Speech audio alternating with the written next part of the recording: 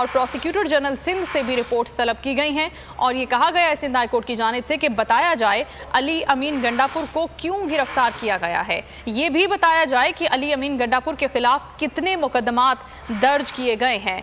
खबर आपको दे रहे हैं, अली अमीन गंडापुर पर सिंध में दर्ज तमाम मुकदमात के खिलाफ दरखास्त पर समाअत हुई है, जिस पर IG सिंध से अली अमीन गंडापुर के खिलाफ दर्ज तमाम मुकदमात की तफसीलात तलब की गई हैं। एडवोकेट जनरल सिंध और प्रोसिक्यूटर जनरल सिंध से भी रिपोर्ट्स तलब की गई हैं।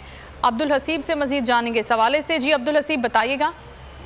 जी, सिंध हाई कोर्ट में पाकिस्तान तहरीक इंसाफ का रहनुमा अली अमीन गंडापुर पर सिंध में दर्ज मुख्तलिफ मुकदमात के खिलाफ दरख्वास्त पर समाअत हुई, जिसमें अदालत ने IG सिंध से अली अमीन गंडापुर के खिलाफ दर्ज तमाम मुकदमात की तफसीलात तलब की हैं। अदालत ने एडवोकेट जनरल सिंध और प्रोसिक्यूटर जनरल सिंध से भी जो है वो रिपोर्ट जो है तलब की है। अदालत ने रिमांड किया कि बताया जाए अली अमीन गंडापुर को क्यों गिरफ्तार किया गया है और ये भी बताया जाए कि उनके खिलाफ कितने मुकदमात दर्ज हैं।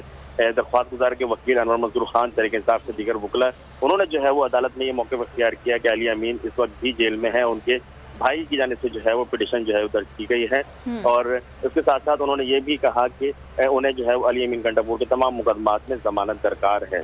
जैसे उमर सियाल ने इस्तफसार किया कि अली अमीन गंडापुर के खिलाफ कितने मुकदमा दर्ज हैं, जिस पर उनके वकील ने बताया कि सक्खर, शिकारपुर, मिट्टी समेत सिंध में 5 मुकदमात दर्ज हैं।